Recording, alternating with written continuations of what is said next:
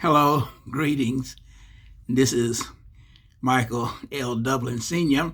I'm doing this video today because there's some things that I encounter personally across different relationships.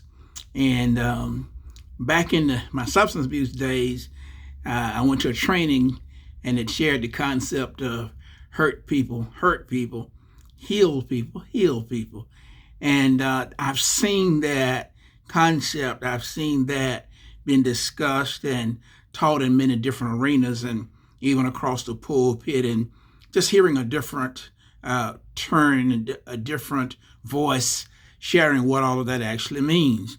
We're always in a struggle, I think, trying to learn how to have meaningful relationships. And they don't come easy. It doesn't matter whether it's family, friends, or faith group, your religious group, your political. We're just simply complex human beings who have a tremendous fight on our hands trying to find ourselves, number one, and then do that while there are so many different philosophies and beliefs challenging us every step of the way. So we come not understanding the fact that when we go to sleep, we're dreaming. And we don't know what that means. When we're awake, we don't know what that means. But we are all have a need to be connected to someone. We all have a need to belong, to be special, and to find that person who can deal with you, and you can deal with them, and you just like being around each other, and because you know that when you have a difference, you're going to work through it. And it's not often that we seem to be able to find those relationships, but I think everybody finds that relationship here or there after all of the disappointments. When you find yourself, then you can begin to find those relationships. So to help us to, if you desire to move from hurt people to healed people who are also healing other people, then this is a little bit about what my journey has been. Now, I am a pastor. I am a husband, a grandfather, great-grandfather. I'm a colleague in the substance abuse field.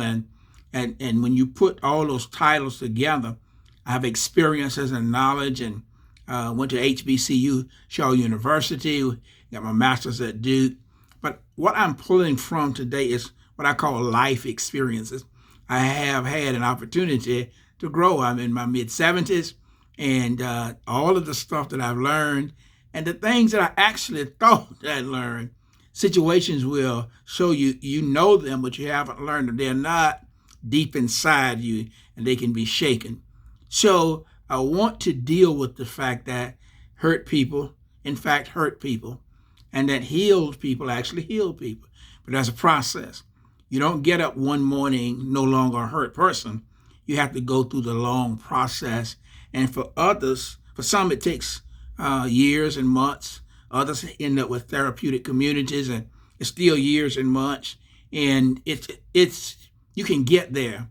And healing to me does not mean I've reached a point. There is no healing point for me, but it's a process of healing. Back in 1971, there was this song that I love by Jerry Butler and Brother Lee Ager, and it says, "Ain't Understanding Mellow." And I would listen to that song, and it is just a baffling song to me, although I actually love the song. Thank God for you. I thank God you were woman enough, girl, to try not to hide. I didn't try to hide it, baby. No, not hide, but didn't try to hide it, baby. You didn't try to hide your love for this other guy. Hey, no need to explain. Oh, I thank the angels for you that you were woman enough to try to make it easier for me. Whatever you say, wherever you go, try to make it easy. Try to make it easy. I want you to know, I want you to have, but to call on me, and I'll be right by your side. I want you to know you have but to call on me, and I'll be right by your side. Thank God for you. I thank God for. It's very nice to see that there's a man who understands how hard it is, so understanding, baby, to take your hand and try to explain. I thank the angels for you. You're the kind of man that you are to be understanding. Now, this is certainly Brenda Lee Ager responding to him. She's thanking God that he's the kind of man that can understand. So whatever you do, wherever you go, you have but to call on me, and I'll be right by your side. Yes, I will. The song goes on to say, thank God we were able to see just how wrong we were. Ain't understanding mellow, ain't understanding mellow, ain't understanding mellow, baby. When you wake up in the morning, ain't it mellow? I just couldn't do without it. But the song, it's a beautiful song. But to me, it's like, how do you, this woman you've been with, she tells you she found somebody else. And Jerry says, I thank God for you and that you made it easy actually on both of us by coming forth, telling the truth, and they were able to get to a better understanding. I have never met anybody who could be involved with somebody else and would come and say, that I found somebody else. And we want to make it easier for each other as we're moving on from each other. So many times there's so much hatred and devious things that are done, hurts and wounds that are so unnecessary. And there's consequences. Show that people don't have understanding. And when they ever get to the point of separation, they don't get the chance to work through the different things that they've had to work through. So they don't get a chance to get to understanding. They don't get a chance to be in a better place. And they may never be friends, but they don't have to be enemies after having shared their thoughts, their selves, their bodies with each other. They really don't have to be that way. So when two people are hurt, either they were hurt in the relationship before they came together or afterwards. But this sounds like two people who are hurt each other, but also are strong enough and whole enough that they want to be healers. And I thought that was just very, very beautiful. People are strange. People are, we all are. We have our issues. We come from backgrounds that we can't comprehend, and we don't know why we're so difficult. Most of us get annoyed with everybody, and we kind of want to be a monk, but you're part of the problem too. We're born with unique bodies, unique brains, unique mindsets. We have families. We have the culture, religion, spirituality, politics, social economics, ethnicity, gender, all of those things, and they challenge us. So everything about us, we learn from somebody else, and we like to say, I'm my own man, I'm my own person, but in reality, there's no such person as that. We all come into this world that's already doing what it's doing, and we're raised by it, and we may come to the conclusion that we don't do what some other people do, but no one is so unique that you can claim that you're your own person. You didn't create this world. You didn't give birth to yourself. Didn't create the highways, the lights, the technology. So, kind of get over yourself. You have been impacted like everybody, and whatever it is that you think makes you different, it really doesn't. You may have different ideas, but that's what everybody has. So trying to find somebody who you can understand, that can understand you and accept you, is a difficult lifelong task. And you won't find but a very few friends and people who are going to be able to do that. You're going to find a lot of people willing, but based on the way they are, they just can't hang with you. So people are going to come into your life, they're going to leave. And we find ourselves saying, my best friend was in high school. Well, you haven't seen them in 20 years.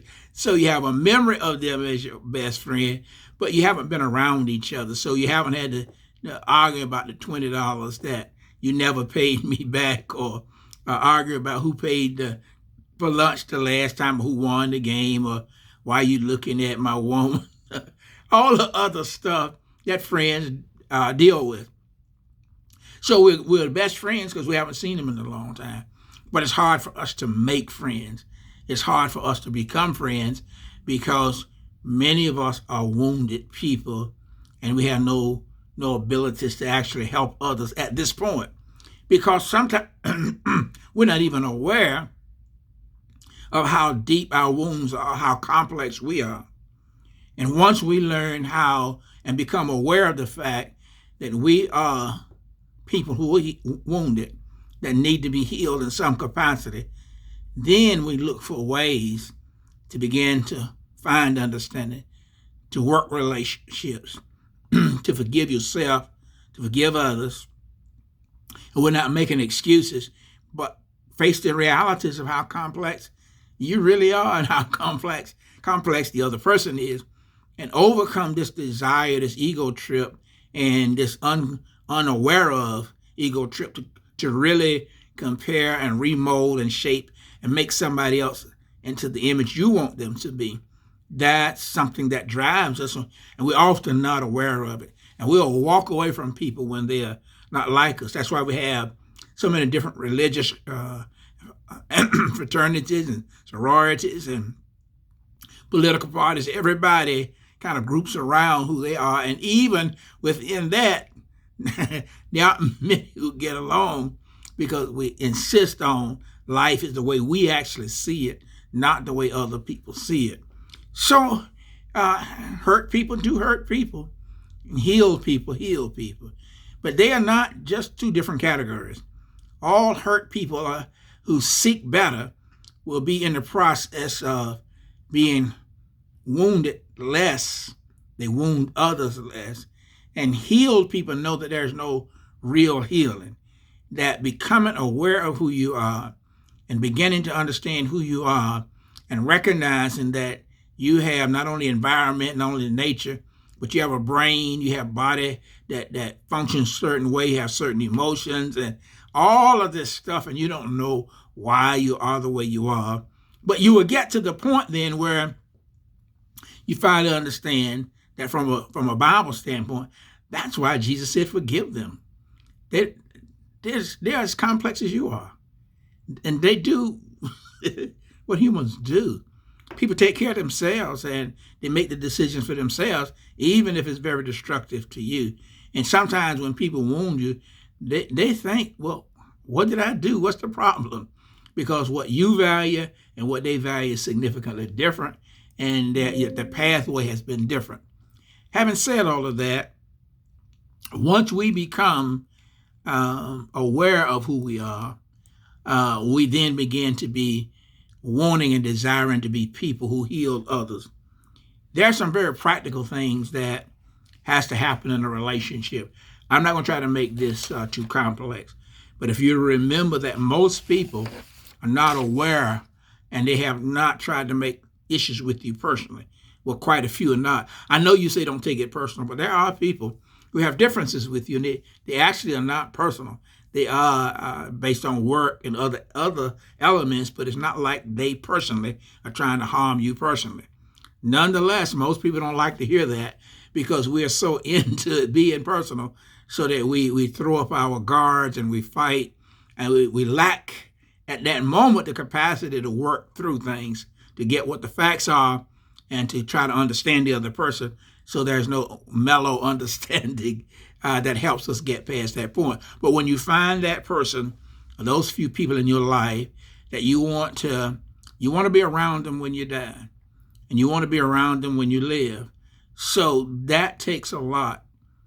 When you are in a relationship, you're going to learn how to communicate.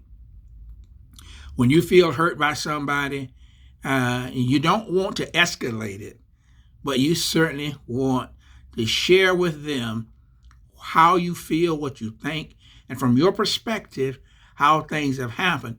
And if you can do this without making an accusation by saying, when you did this, I don't understand it because this is what I understand, this is what I see, this is where I am in this experience.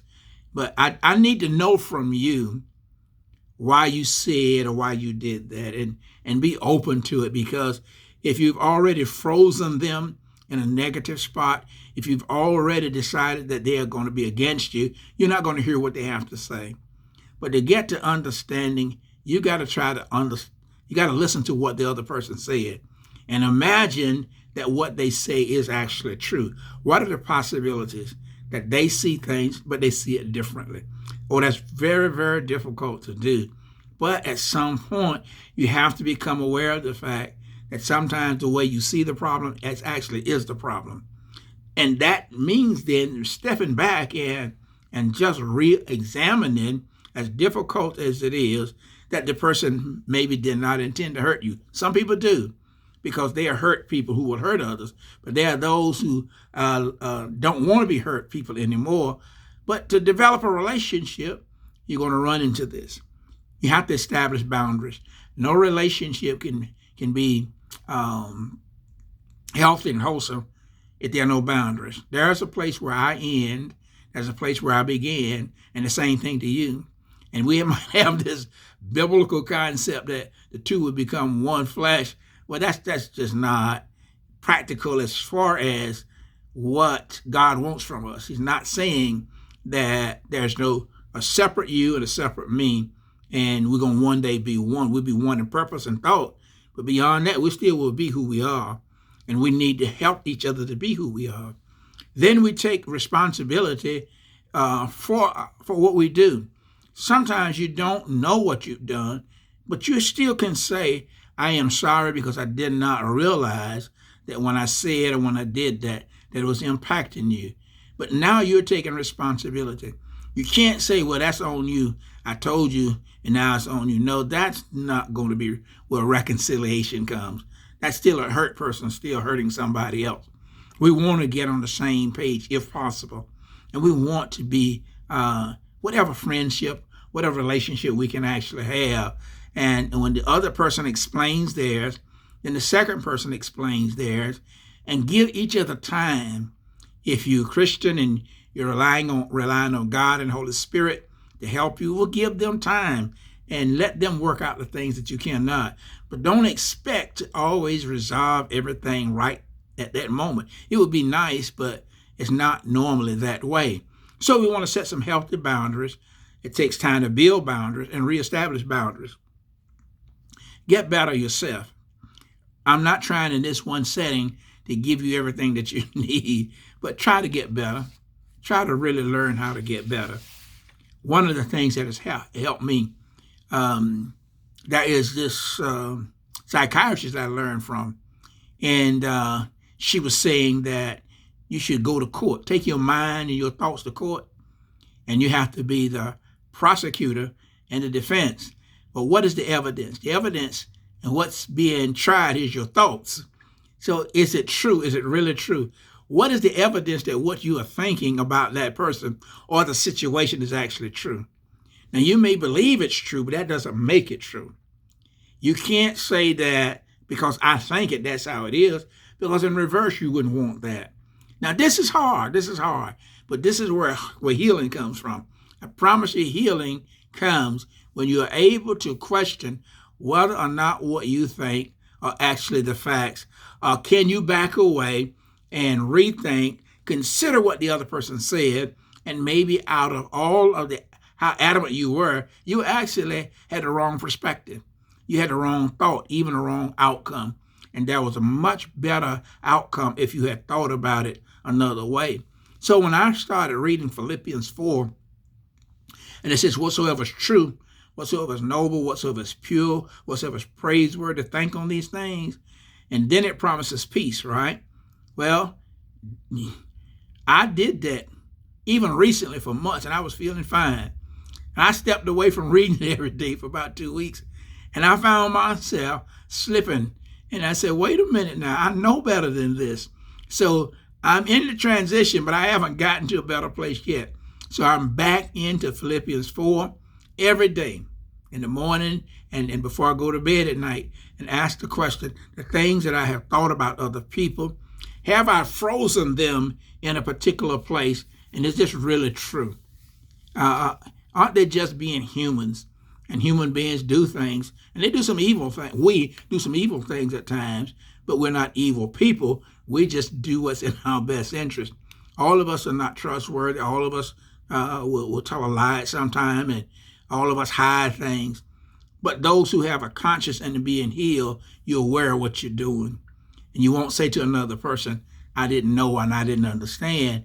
What you're saying to yourself is, I know better than that. And you start to feel bad about it. And when you feel bad, it's not so that you would be laden with guilt and certainly no shame, but what you want to do is to heal and treat people the way you want to be treated. No one wants to go through relationships where you have no understanding. You just go to bed if you're married and get up the next day and there's no intimacy. And then in your friendships at work, church, wherever you have, you just want to get it done and get away from that person. There has to be somebody that you want to stay in a relationship with. And it's going to take time, but you have to become aware of the need to understand the other person and their perspectives. And you have to be able to put your thoughts on trial, because what you think is not always true. In fact, many of your thoughts are they're lies, they're distortions, and you don't know where they come from. You don't know how the brain works, but you know that if you start filling your mind with the things that are true, things that are noble, things that are pure, things that are positive about the other person, things you like about them, and you freeze that rather than the negative stuff, you have so much to work for. So everybody's changing, everybody's becoming different, and making sure that you're willing to forgive them and yourself, and then approach them, set boundaries, and make sure that you're working toward a better end. Finally, I want to say to you that for those who follow scriptures, Psalm 147:3 says, God heals the brokenhearted and binds up their wounds. Psalm 103:2-4 says, bless the Lord, O my soul, forget not all his benefits, who forgives all your iniquities and who heals all your diseases. The passage that I gave you in Philippians 4:4, that's what the whole of for those who belong to Christ Jesus, it summarizes that's what it's about. That's why Jesus says forgive. He put it in everything he had to say. Forgiveness is to let yourself go. Become aware of who you are. Let other people be who they are, for they know not what to do. Most people who harm you don't really know because of their own pain. Now, I'm not saying this, and I'm going to be done for the evening. There are people who's just simply taking advantage of you. You've had the conversation. They know how you feel and what you think, but they're just going to do what they need to do. And they hold on to you because you allow them to hold on to you. There are times you have to walk away from people. There are times you said, I've had enough of the drama. I really love you, but I don't love what it's costing me. It's too much. And it's not that the person can't do any better. They won't do any better. And you get to that point because you've done everything else. It's okay to say this understanding leads us down a different path. And I want you to know that I've always cared about you. I want the best. But at this particular point, to be whole and to be wholesome, and God said, ask what's the first and greatest commandment. Love the Lord your God with all your heart, mind, and soul. Love your neighbor as yourself. Self is included in that. So sometimes, beloved, you have to step away. You have to move on. And you do so without being bitter toward the other person. Hey, just a lot in this short period of time for you to think about. And I hope and pray that you're one of those healed people who's in the process of healing others. Michael L. Dublin Sr., God bless.